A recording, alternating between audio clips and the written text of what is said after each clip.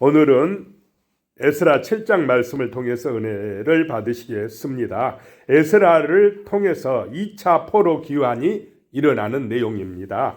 BC 458년에 돌아오게 됩니다. 에스라서이지만 에스라라고 하는 이제 이름이 본격적으로 여기서부터 나오기 시작합니다. 1절에요. 2일 후에 바사왕 아닥사스다가 왕위에 있을 때에 에스라라 하는 자가 있으니라. 그는 이스라야의 아들이요 아사라의 손자요 hil기야의 중손이요. 2일 후에 성전이 다 건축된 후에 이 에스라라는 사람이 있었다. 그러면서 에스라에 대한 족보가 나오고 있습니다. 이 족보가 에스라부터 올라가서 누구에게까지 연결되고 있습니까? 대제사장 아론에게 연결됩니다. 그래서 에스라는 누구냐? 아론의 16대 손이다 라고 말씀하고 있습니다. 이 족보는 에스라가 하는 일이 그만큼 중요하다라고 하는 것을 드러내주고 있습니다. 그럼 에스라가 하는 일이 뭐냐? 왜 에스라는 예루살렘으로 돌아왔느냐라고 하는 것입니다. 자, 6절에요. 이 에스라가 바벨론에서 올라왔으니 그는 이스라엘의 하나님 여호와께서 주신 모세의 율법에 익숙한 학자로서 그의 하나님 여호와의 도우심을 입음으로 왕에게 구하는 것은 다 받는 자이더니 에스라가 어떤 사람이냐라고 하는 것입니다. 그는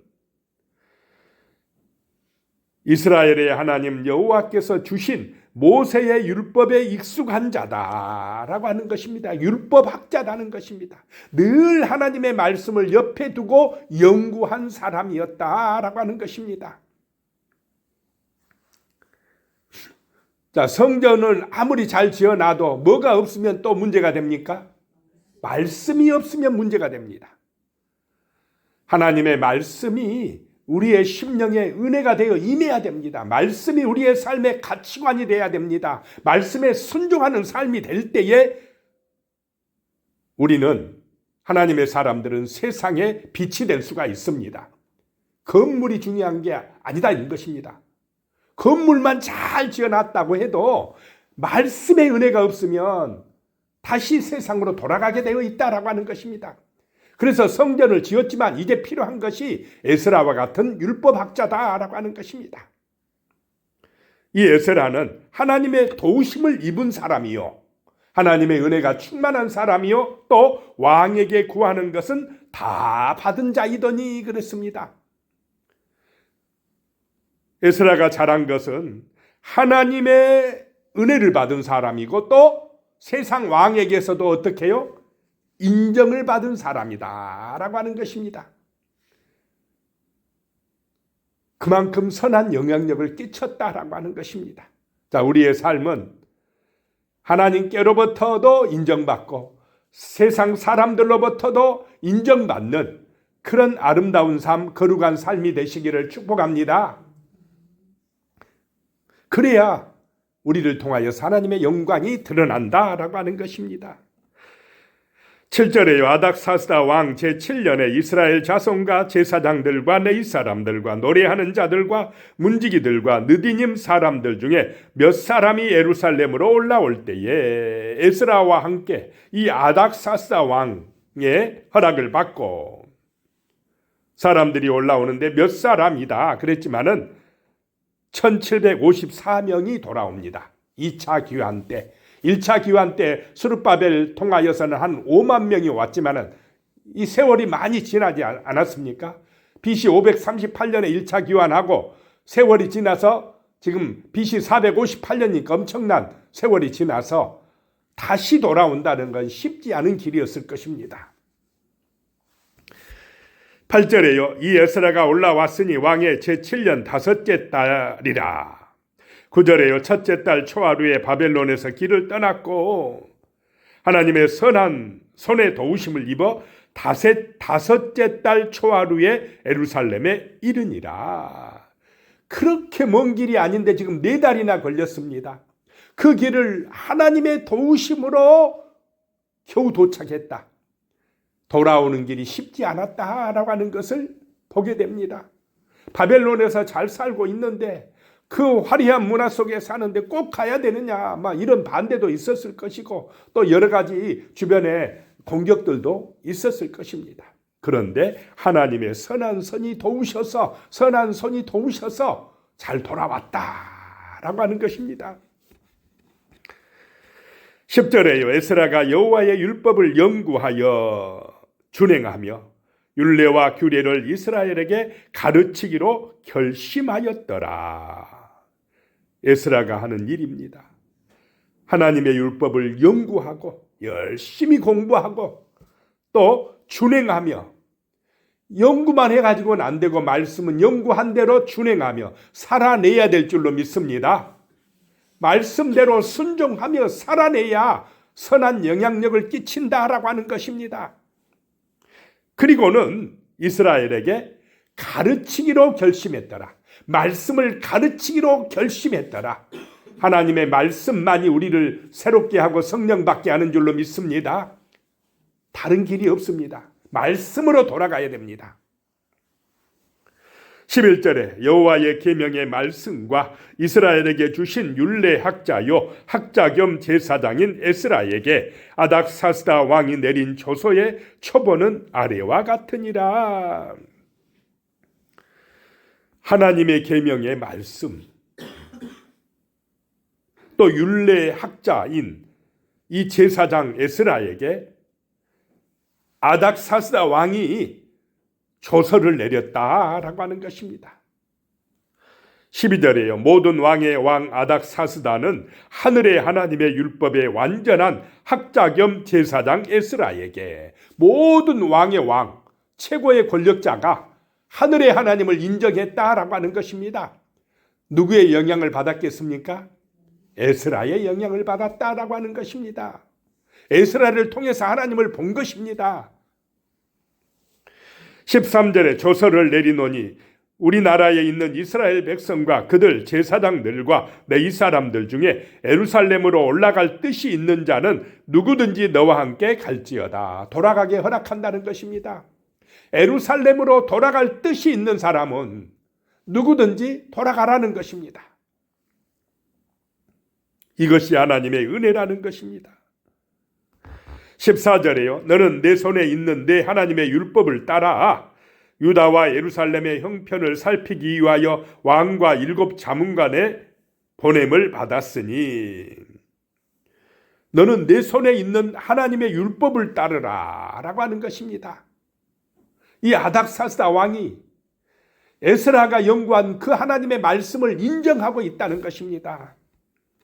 15절에 왕과 자문관들이 예루살렘에 거하시는 이스라엘 하나님께 성심으로 드리는 은금을 가져가고, 하나님께 성심으로 드리는 은금을 가져가고, 우리가 하나님 앞에 드릴 때는 예배든 기도든 물질이든 성심으로 드려야 될 줄로 믿습니다.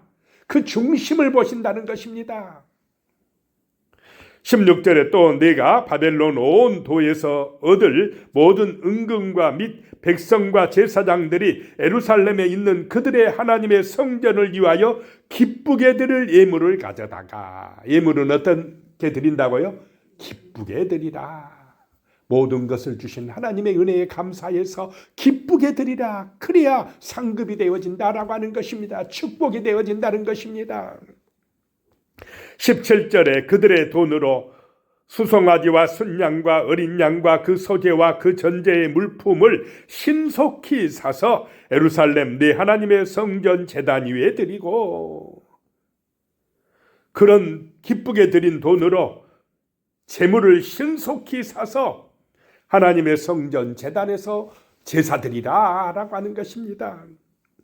18절에 그 나머지 은금은 너와 너의 형제가 좋게 여기는 일에 너희 하나님의 뜻을 따라 쓸지며, 나머지 것은 너희 형제가 좋게 여기는 일에 하나님의 뜻을 따라 쓰라는 것입니다. 하나님의 뜻을 따라 쓰는 은혜가 임하시기를 축복합니다. 그것이 복의 길이라는 것입니다. 19절에 내 하나님의 성전에서 섬기는 일을 위하여 내게 준 그릇은 예루살렘 하나님 앞에 드리고, 20절에 그 예에도 내 하나님의 성전에 쓰일 것이 있어서 내가 드리고자 하거든 무엇이든지 궁중 창고에서 내다가 드릴지라. 왕이 이렇게 명령을 내려줬다는 것입니다. 에스라야, 하나님 섬기는데 필요한 물질이 필요하거든, 무엇이든 필요하거든 왕의 궁중 창고에서 어떻게 하라고요? 마음껏 갖다 쓰라. 왕이 은혜 받았습니까? 안 받았습니까? 참 이게 놀라운 역사입니다. 이게 하나님의 도우심이다라고 하는 것입니다. 에스라가 말씀 중심으로 가고 정말로 하나님 사랑하니까 하나님께서 왕의 마음도 감동시켜 주셨다는 것입니다. 21절에 나 곧 아닥사스다 왕이 유브라데 강 건너편 모든 창고지기에게 조서를 내려 이르기를 하늘의 하나님의 율법학자 겸 제사장 에스라가 물은 너희에게 구하는 것을 신속히 시행하되, 에스라가 구하면 뭐하라요? 다 도와주라 라고 하는 것입니다. 22절에 은은 100달란트까지, 밀은 100고루까지, 포도주는 100박까지, 기름도 100박까지 하고 소금은 정량 없이 하라. 마음껏 쓰게 하라. 이 당시는 소금이 정말로 귀하던 때입니다. 23절에 무릇 하늘의 하나님의 전을 위하여 하늘의 하나님이 명령하신 것은 상가 행하라. 어찌하여 진노가 왕과 왕자의 나라에 임하게 하랴. 하나님의 명령대로 안 하면 뭐가 임한다는 것입니까? 진노가 임한다는 것을 이 왕이 알고 있습니다. 이 지금 바벨론 왕, 이방 왕이 알고 있다라고 하는 것입니다. 24절에 내가 너희에게 이르노니 제사장들이나 네이 사람들이나 노래하는 자들이나 문지기들이나 느디님 사람들이나 혹 하나님의 성전에서 일하는 자들에게는 조공과 관세와 통행세를 받는 것이 옳지 않으니라 하였노라. 자, 하나님의 성전에서 일하는 사람들은 지금 무슨 혜택을 주고 있습니까? 세금 면제 혜택을 주고 있습니다. 놀라운 역사입니다.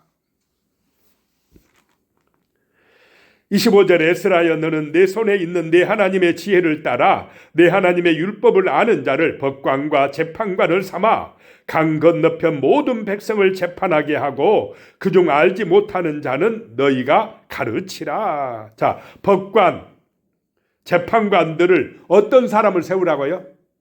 하나님의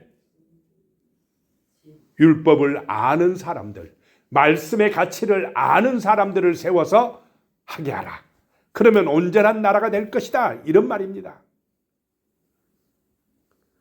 그리고 모르는 사람들은 가르치라는 것입니다. 26절에 물은 내 하나님의 명령과 왕의 명령을 준행하지 아니하는 자는 속히 그 죄를 정하여 혹 죽이거나 기항 보내거나 가산을 몰수하거나 옥에 가둘지라 하였더라. 참 놀라운 역사입니다. 기도하겠습니다.